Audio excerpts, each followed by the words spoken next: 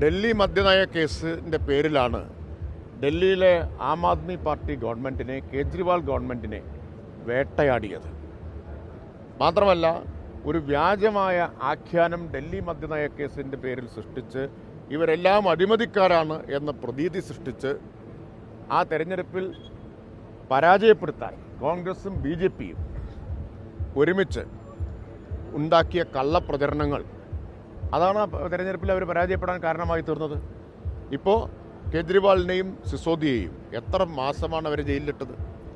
ഒരു സംസ്ഥാനത്തിൻ്റെ മുഖ്യമന്ത്രിയെ പിടിച്ചു കൊണ്ടുപോയിട്ട് ഒരു കള്ളക്കേസിൽ കൊണ്ടുപോയി മാസങ്ങളോളം ജയിലിലിട്ട് ഇപ്പോൾ ഉപമുഖ്യമന്ത്രി ഏതാണ്ട് 1 വർഷമാണ് അദ്ദേഹം ജയിലിൽ കിടന്നത്. കോടതി കുറ്റവിമുക്തരാക്കിയിരിക്കുകയാണ്. ഇതിൽ ഒരേപോലെ മോദിയും അമിത്ഷയും മാത്രമല്ല രാഹുൽ ഗാന്ധിയും മാപ്പ് പറയേണ്ടതാണ്. കാരണം ആദ്യത്തെ പരാതി കേജ്രിവാളിനെതിരെ കൊടുക്കുന്നത് ഡൽഹി PCC പ്രസിഡന്റാണ്. ഡൽഹി PCC പ്രസിഡന്റാണ് ആദ്യത്തെ പരാതി കൊടുക്കുന്നത്. അതായത് BJPക്ക് കേജ്രിവാളിനെ ജയിലിലടയ്ക്കാൻ വഴിയൊരുക്കി കൊടുത്തത് കോൺഗ്രസ്സാണ്. ഏതുപോലെ? പള്ളി പൊളിക്കാൻ വഴിയൊരുക്കി കൊടുത്തതുപോലെ വിശ്വ ഹിന്ദു പരിഷത്തിനും RSSനും പള്ളി പൊളിക്കാൻ കോൺഗ്രസ് ആണല്ലോ വഴിയൊരുക്കി കൊടുത്തത്. അതുപോലെ കേജ്രിവാളിനെ ജയിലിലടയ്ക്കാനുള്ള വഴിയൊരുക്കി കൊടുത്തത് ഇവരാണ്. കേരളത്തിൽ നമ്മളത് കണ്ടിട്ടുണ്ട്. വടക്കാഞ്ചേരി ഫ്ലാറ്റിനെതിരായിട്ട് ലൈഫ് മിഷനെതിരെ CBIക്ക് പരാതി കൊടുത്തത്, അത് നിയമക്കുരുക്കിലേക്ക് വലിച്ചഴിച്ചത് അന്നത്തെ കോൺഗ്രസ് MLA ആണ്. ഇപ്പോഴും ഇവരാവശ്യപ്പെട്ടുകൊണ്ടിരിക്കുന്നത് ഓരോ കാര്യത്തിലും CBI അന്വേഷിക്കണം എന്നുള്ളതാണല്ലോ. അപ്പോൾ കോൺഗ്രസ് BJP ധാരണ എന്ന് പറഞ്ഞാൽ കോൺഗ്രസിനെ സംബന്ധിച്ച് യാതൊരു തരത്തിലുള്ള വിശാല താല്പര്യങ്ങളുമില്ല. ഇന്ത്യ ബ്ലോക്കിൽ ഉൾപ്പെട്ടൊരു കക്ഷിയാണ് ആം ആദ്മി പാർട്ടി. ആ പാർട്ടിയുടെ മുഖ്യമന്ത്രിയെ ജയിലിലടയ്ക്കാൻ പരാതി കൊടുക്കുകയും BJPയോടൊപ്പം ഗൂഢാലോചന നടത്തുകയും ചെയ്തവരാണ്. ഒരു കാര്യം കൂടി നമ്മൾ ഓർക്കണം. ഓരോ തെരഞ്ഞെടുപ്പിൻ്റെയും ഘട്ടത്തിൽ ഇത്തരത്തിലുള്ള വ്യാജ കഥകൾ, അതിൻ്റെ പരമ്പരകൾ സൃഷ്ടിക്കുന്നത് കേരളത്തിൽ നമ്മൾ കണ്ടിട്ടുണ്ട്. സ്വർണ്ണക്കടത്ത്, ഈന്തപ്പഴം, ഖുറാൻ, അതുപോലെ ബിരിയാണിച്ചെമ്പ്, കൈതോലപ്പായ, ഇതെല്ലാം കേരളത്തിൽ ഉണ്ടാക്കിയിട്ടുള്ളതാണ് തെരഞ്ഞെടുപ്പ് കാലത്ത്. ഇപ്പോൾ പുതിയ കഥകളുമായിട്ട് വരികയാണ്. ഇതിൽ കോൺഗ്രസും BJP ഒരുമിച്ചാണ് എന്ന് കാണണം. കേജ്രിവാൾ അന്ന് രാഹുൽ ഗാന്ധിയെക്കുറിച്ച് പറഞ്ഞിട്ടുണ്ട്.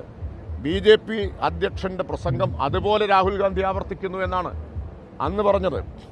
പരാതി കൊടുക്കുക മാത്രമല്ല, കോൺഗ്രസ്സിന് കേജ്രിവാളിനെയും ആം ആദ്മി പാർട്ടിയെയും അവരുടെ വിശ്വാസ്യത തകർക്കാനുള്ള പ്രചരണത്തിന്റെ മുമ്പിൽ BJPയോടൊപ്പം തന്നെ കോൺഗ്രസ് ഉണ്ടായിരുന്നു. കോൺഗ്രസ് കേന്ദ്ര ഏജൻസികളോടൊപ്പം നിന്നാണ് പറയപ്പെടുന്നത്. അപ്പോൾ സമാനമാണെന്നാണ് കേരളത്തിലെ അവസ്ഥ. സമാനമല്ല കേരളത്തിലെ അവസ്ഥ. ഇപ്പോഴല്ല, 1ാം പിണറായി സർക്കാരിൻ്റെ കാലം മുതൽ അങ്ങനെയല്ലേ? കേരളത്തിൽ ഒരു നിലപാട്, അവർക്ക് കേന്ദ്രത്തിലൊരു നിലപാട്. അവരുടേതല്ലാത്ത ഏത് ഗവൺമെൻറ് ഉണ്ടോ ആ ഗവൺമെൻറ്റുകളെയൊക്കെ BJPയോടൊപ്പം കേന്ദ്ര ഏജൻസികൾ ഉപയോഗിച്ച് വേട്ടയാടാൻ അവരുണ്ട്. അത് ഡൽഹിയിൽ ആപ്പാണെങ്കിലും ശരി, കേരളത്തിലെ LDF ആണെങ്കിലും ശരി, അതുണ്ടായിട്ടുണ്ട്. ഒരു തത്വദീക്ഷയുമില്ലാത്ത ഒരു പാർട്ടിയാണ് കോൺഗ്രസ് എന്നുള്ളതിൻ്റെ തെളിവാണ്. ഈ കള്ളങ്ങൾ പ്രചരിപ്പിക്കും. BJPയും കോൺഗ്രസും ഒരുപോലെ ഈ വ്യാജ പ്രചരണങ്ങളുടെ, പ്രൊപ്പഗാൻഡയുടെ വക്താക്കളാണ്. അതിന് കിട്ടിയ തിരിച്ചടി കൂടിയാണ് കേജ്രിവാളിൻ്റെയും മനോജ് സിസോദിയയുടെയും പേരിലുള്ള കേസിൽ നിന്ന് അവരെ കുറ്റവിമുക്തരാക്കിയത്. അതുകൊണ്ട് മോദിയും ഷായും രാഹുൽ ഗാന്ധിയും നിരന്ന് നിന്ന് മാപ്പ് പറയണം. ഒരുമിച്ച് നിന്ന് മാപ്പ് പറയണം. ഒരുമിച്ചാണല്ലോ ഇതെല്ലാം ചെയ്തത്. മിനിസ്റ്റർ 7 പദ്ധതികൾ മിനിസ്റ്റർ പറഞ്ഞായിരുന്നു. അതിനുശേഷം പറഞ്ഞ് കേന്ദ്രമന്ത്രി പറയുന്നത് shared vision of the prime minister എന്ന് പറഞ്ഞാണ് ഈ സ്വച്ഛ് ഭാരത് എല്ലാം പറയുന്നത്. ഇതിനോടൊക്കെ ഗവൺമെൻറ് എങ്ങനെ പ്രതികരിക്കുന്നു? ഞാൻ പറഞ്ഞു കഴിഞ്ഞല്ലോ, കേരളത്തിലെ മാലിന്യമുക്ത നവകേരളം പദ്ധതി സമാനതകളില്ലാത്തൊന്നാണ്. കേരളത്തിലെ ഹരിതകർമ്മസേന ഇന്ത്യയിൽ വേറെ എവിടെയില്ല.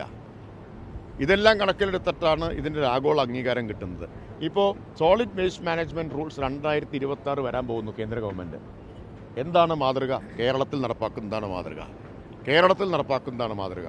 നോക്കൂ, അതിദാരിദ്ര്യ നിർമ്മാർജ്ജനം കേരളത്തിൽ പ്രഖ്യാപിച്ചപ്പോൾ നിങ്ങളെല്ലാവരും മാത്രമല്ല കുറച്ച് വിദഗ്ധരും പെട്ടെന്ന് രംഗപ്രവേശനം ചെയ്ത് തുറക്കുന്നുണ്ടല്ലോ, ഉറക്കത്തുനിന്ന് ഉണർന്നതുപോലെ.